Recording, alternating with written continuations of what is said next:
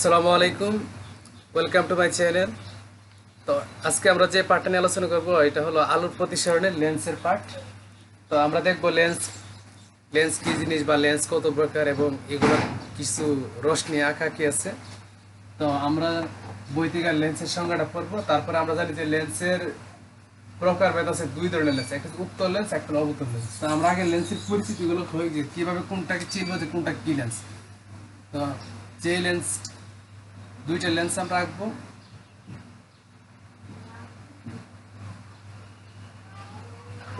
তো এটা হলো উত্তল লেন্স, এটা আমাদের মুখস্থ রাখতে হবে। আর এটা হলো অবতল লেন্স।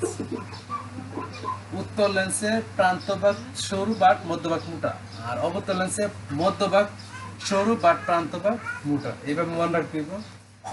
এখন এই উত্তল লেন্স এবং অবতল লেন্সগুলার যে চিত্রাঙ্কনগুলো যেটা গুরুত্বপূর্ণ, এটা পরীক্ষায় থাকে। চিত্রাঙ্কনগুলো আমরা এখন দেখবো যে কোনটার চিত্র কিরকম হতে পারে। তার আগে উত্তল লেন্সের আমাদেরকে তিনটা নিয়ম জানতে হবে। উত্তল লেন্সের চিত্রাঙ্কনের তিনটা নিয়ম আছে, এখন নিয়মগুলো আমরা এখন এখানে সাজাবো।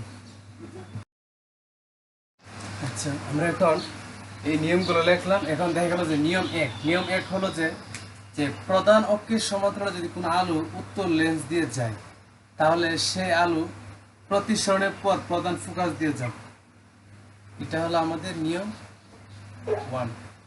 তারপর দ্বিতীয় যে নিয়মটা হলো যে কোনো আলো যদি প্রধান ফোকাস দিয়ে যায়, তাহলে সেই আলো প্রতিসরণের পর উত্তল লেন্সের ক্ষেত্রে প্রধান অক্ষের সমান্তরালে যাবে।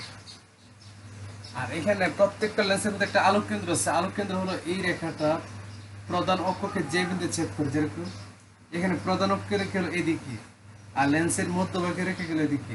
এই দুইটা যে বিন্দু ছেদ করে এটাকে বলা হয় আলোক কেন্দ্র। আলোক কেন্দ্র দিয়ে যদি কোনো রেখা যায়, আলোক কেন্দ্র দিয়ে যদি কোনো আলোক রশ্মি যায়, তাহলে সে আলো সোজাসুজিভাবে যাবে। এই হলো উত্তল লেন্সের তিনটা নিয়ম। এখন উত্তল লেন্সের এই তিনটা নিয়মের উপর ভিত্তি করে আমাদেরকে চিত্রাঙ্কন করতে হবে।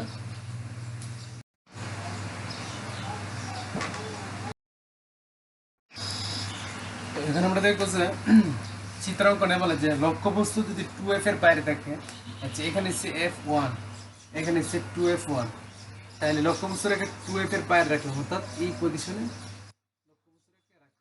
এখন এটা চিত্র আমরা অঙ্কন করবো। তাহলে এখানে ধরলাম এটা x আর এটা ধরলাম y। তো এই অক্ষ থেকে y থেকে বা উপরের বিন্দু একটা আলো নিলাম এদিকে। তো আমরা জানি প্রধান অক্ষের সমতলে কোনো আলো গেলে প্রতিসরণের পরটা প্রধান ফোকাস দিয়ে যাবে। তারপর আরেকটা আলো নিলাম আলোক কেন্দ্র দিয়ে। আলোক কেন্দ্র দিয়ে কোনো একটা আলো নিলে আলোক কেন্দ্র দিয়ে নিলাম, তাহলে এটা সোজাসুজিভাবে এদিকে চলে যাবে। তারপরে আরেকটা আলো যাবে এক্স এক্স বিন্দু দিয়া প্রধান অক্ষের সাথে, এটা এদিকে যেতে পারবে। তাহলে এখানে একটা বিন্দু মিলিতেছে, সুতরাং এটা আমরা এইভাবে টান দিতে পারি। অর্থাৎ এটা ছিল আমার লক্ষ্যবস্তু, এটা গেছে প্রতিবিম্ব। এখন পরীক্ষা করলে দেখা যাবে যে লক্ষ্যবস্তু তুলনায় প্রতিবিম্ব অনেক ছোট। তাহলে আমরা বলতে পারি যে লক্ষ্যবস্তু যখন 2f এর বাইরে থাকে, লক্ষ্যবস্তু ছিল কোথায় 2f এর বাইরে, তখন বিম্ব হয়ে গেছে 2f এর ভিতরে।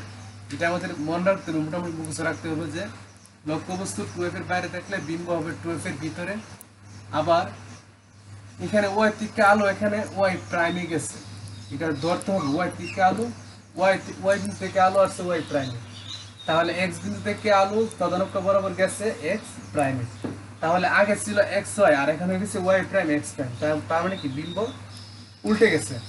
অর্থাৎ এখানে যে যে বৈশিষ্ট্যগুলো হবে, একটা হবে যে বস্তুগুলো কি যে বিম্ব আকারে ছোট হয়ে গেছে, বিম্ব বাস্তব হয়েছে।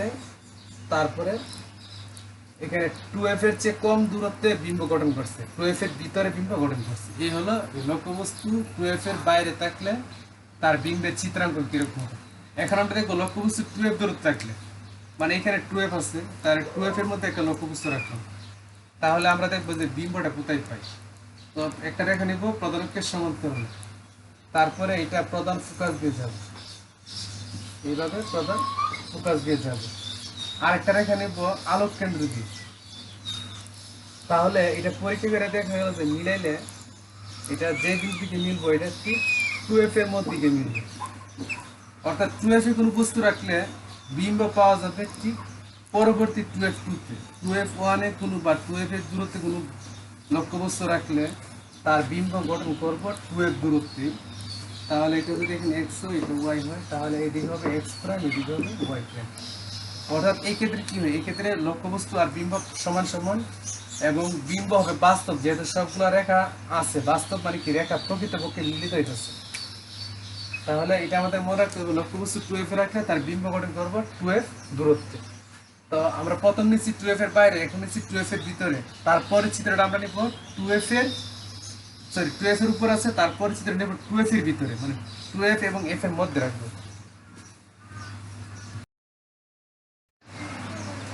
তো আমাদের যে এখন যে চিত্রটা, এটা হলো লক্ষ্যবস্তু 2f ও f এর মধ্যে রাখলে, মানে এখানে f আছে, এখানে 2f আছে, 2f ও f এর মধ্যে রাখলাম। তো এই ক্ষেত্রে এখন আমরা রশ্মি চিত্র আঁকবো। তো এটা সমান্তরালে কোনো একটা রেখা নিলাম, তাহলে অবশ্যই সেটা প্রধান ফোকাস দিয়ে যাবে। তারপরে আরেকটা রেখা নিলাম আলোক কেন্দ্র দিয়ে, তাহলে দেখা গেল এটা এখানে মিলে দেবে। তাহলে এখন এই মিলিত বিন্দুটা বা ছেদ বিন্দুটা এটাকে এদিকে যোগ করব। তাহলে দেখা গেল যে 2f এবং f এর মধ্যে কোনো লক্ষ্যবস্তু রাখলে ওইটা 2f এর বাইরে গঠন করে। যেরকম প্রথম চিত্রটা ছিল যে 2f এর বাইরে কোনো বস্তু রাখলে সেটা 2f এর ভিতরে বিম্ব গঠন করে, আর এখন হবে 2f এর ভিতর রাখলে 2f এর বাইরে বিম্ব গঠন করবে। তো এই ক্ষেত্রে আমরা যদি এখানে x রেখে এখানে y রাখি, তাহলে y দিকে আলো যেতেছে এখানে y প্রাইম, আর x দিকে আলো যেতেছে এখানে x প্রাইম। তাহলে এখানে কি হলো, বিম্ব উল্টে গেছে, আগে ছিল x y, এখন হচ্ছে y প্রাইম x প্রাইম। আর বিম্ব হবে বাস্তব, বিম্ব উল্টে গেছে, বিম্ব বাস্তব। আবার বিম্বটা লক্ষ্যবস্তুর তুলনায় বিম্বটা একটু বড়, লক্ষ্যবস্তু এতটুকু, বিম্বটা এতটুকু, তার মানে কি বিম্ব বিপরীত। তাহলে এক্ষেত্রে বিপরীত, বিপরীত মানে বড়, বিপরীত। তারপরে বাস্তব বিম্ব গঠন করছে, বিপরীত বাস্তব বিম্ব গঠন করছে, বাস্তব উল্টো, এগুলো আমাদের জানা থাকতে হবে। তো আমরা এখন দেখলাম 2f এবং f এর মধ্যে, ঠিক আছে। এখন আমরা f বিন্দুতে একটা লক্ষ্যবস্তু বসাবো, দেখবো f বিন্দুতে বসালে এটা চিত্রটা কিরকম হতে পারে।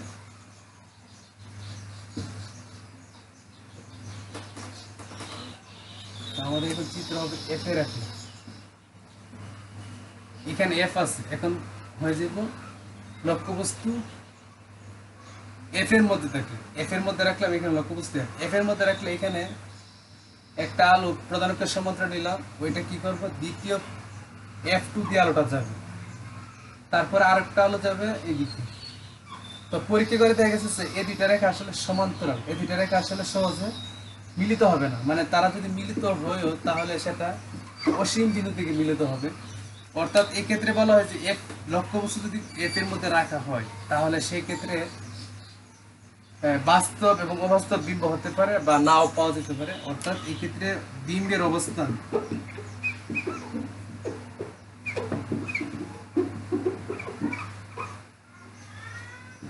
বিম্বের অবস্থান দিব অসীমে। 2 নম্বর আকৃতি, বিম্বের আকৃতি হবে বিবর্ধিত। 3 নম্বর আর প্রকৃতি হবে বাস্তব ও উল্টো, বাস্তব ও উল্টো বা অবাস্তব সোজা, দুইটা লিখতে হবে। তো এইভাবে আমরা এই তিনটা বৈশিষ্ট্য এটার জন্য চিত্রটা দিয়ে দিব। এখন আমাদেরকে 5 নম্বরে যেতে দিব। 5 নম্বরের মধ্যে লাস্ট চিত্র, লক্ষ্যবস্তু f ও আলোক কেন্দ্রের মধ্যে, লক্ষ্যবস্তু f ও আলোক কেন্দ্রের মধ্যে শেষ চিত্রটা। তো লক্ষ্যবস্তু f ও আলোক কেন্দ্রের মধ্যে রাখলে তাহলে চিত্রটা কিরকম হবে, এই ক্ষেত্রে আমাদেরকে দেখতে হবে। তো আমরা প্রথমে এখানে একটা লেন্স আঁকলাম,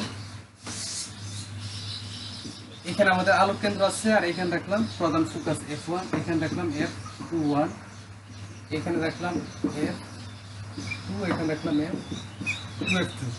তাহলে এখানে যদি কোনো একটা বস্তু রাখি, তাহলে সমান্তরালে আলো দিলাম, সেই ক্ষেত্রে এটা প্রধান ফোকাস দিয়ে গেল। আরেকটা আলোকে দিব যে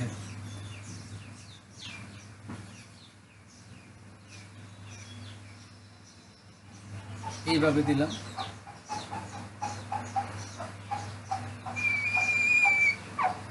তো এখন এই দুইটা আলো কি হবে, যত যাবে তত আলোটাকে এভাবে চড়তে থাকবে, মানে এই যে চড় হতে থাকবে। সেই জন্য আলোটা কি করা হয়, পেছনের দিকে পরিতে করা হয়। পেছনের দিকে পরিতে করলে একটা বিন্দু দিকে মিলিত হবে, অর্থাৎ এই আলোটা কোনোদিন মিলিত হবে না, যার কারণে পিছনের দিকে পরিতে করে একটা মিলিত এখানে একটা বিম্ব গঠন করেছে। তাহলে এটা ছিল আগে ছিল এক্স, এখানে ছিল ওয়াই, এখন এসেছে এদিকে আলো যাবে, এদিকে আলো যাবে, এদিকে যাবে, এদিকে যাবে। তো সেই ক্ষেত্রে এটা হবে এক্স প্রাইম, এটা হবে ওয়াই প্রাইম। তো এই ক্ষেত্রে বিম্বের অবস্থান হবে লক্ষ্যবস্তুর যে দিকে বিম্ব সেই দিকে, বিম্বের অবস্থান লক্ষ্যবস্তুর দিকে। আর এই ক্ষেত্রে বিম্বটা লক্ষ্যবস্তুর তুলনায় বিম্বটা অনেক বড়, তার মানে কি আকৃতি বিপরীত। আর এই ক্ষেত্রে বিম্বটা ডট ডট লাইন দিয়ে মিলানো লাগছে, মানে বাস্তব এটা ঘটনে, অর্থাৎ এটা অবাস্তব সোজা। কারণ এখানে ছিল এক্স ওয়াই, এখানে ছিল এক্স প্রাইম ওয়াই প্রাইম, অর্থাৎ এটা সোজা আছে। তো এইভাবে আমাদের কি করতে হবে, এই পাঁচটা চিত্র আমাদেরকে মনে রাখতে হবে। তারপরে আমরা যাব ক্ষমতা নিয়ে। লেন্সের ক্ষমতা পাওয়ার, লেন্সের ক্ষমতাকে লেখা হয় পি ইকুয়াল টু 1/f। এখানে এফ এর একক অবশ্যই মিটারে নিতে হবে, তাহলে পি এর একক যেটা পাওয়া যাবে, পি এর একক এখানে পাওয়ার হবে না, এটাকে ডায়োপ্টার বলা হয়, এটাকে ডায়োপ্টার বলা হবে। এইভাবে আমরা পি এর মান নিতে পারবো। তবে এফ এর একক উত্তল লেন্স বললে, উত্তল লেন্স বলা মানে এফ এর একক হবে প্লাসের, আর যদি সেটা হয় অবতল লেন্স তাহলে এফ এর মান হবে একটা পজিটিভ আর হবে নেগেটিভ। তো এরকম উদাহরণ আমরা দেখব, যেরকম এখানে একটা লেন্স দেওয়া আছে, যে বলা আছে যে এই লেন্সটার এফ দেওয়া আছে, এফ দিয়ে বলতেছে এখানে 20 সেন্টিমিটার ফোকাস দূরত্ব একটা বস্তু রাখা হয়েছে, এখানে রাখা হয়েছে 20 সেন্টিমিটার। তো বলা হলো এটা ক্ষমতা কত, তাহলে আমরা এখানে লিখতে পারি F equal to 20 centimetre, metre নিব 0.2 মিটার। তাহলে আমরা জানি P equal to 1/f equal to 1/0.2 equal to plus 5 dioptre. ঠিক সেম অঙ্কটা যদি কি করা হয়, এটাকে যদি অবতল লেন্সের ভ্যালু দেওয়া হয়, অবতল লেন্সের যদি প্রধান ফোকাসের মান বা ফোকাস দূরত্ব এফ ইকুয়াল টু দেওয়া হয় যে 20 সেন্টিমিটার দেওয়া আছে, তাহলে প্রথমে আমরা লিখবো যে এফ ইকুয়াল টু -20 সেন্টিমিটার। কারণ অবতল লেন্স বলা মাত্রই ভ্যালুটা অবশ্যই নেগেটিভ নিয়ে নিতে হবে। এখন নেগেটিভ ভ্যালুটা নিলে কত আসে, -0.2 মিটার। তাহলে এই ক্ষেত্রে ক্ষমতা নিব 1/f equal two 1/-0.2 equal to -5 dioptre. তো এই ক্ষেত্রে আমরা দেখলাম কি যে উত্তল লেন্সের বেলায় কি করব, প্রধান ফোকাসটাকে পজিটিভে নিব, আর অবতল লেন্সের বেলায় নিব এটাকে মাইনাস। এইভাবে আমাদের কি করতে হবে, ক্ষমতাগুলো নির্ণয় করতে হবে। এই লেকচারে এতটুকু থাকবে, পরবর্তী লেকচারে চোখের ত্রুটি নিয়ে আলোচনা করা হবে।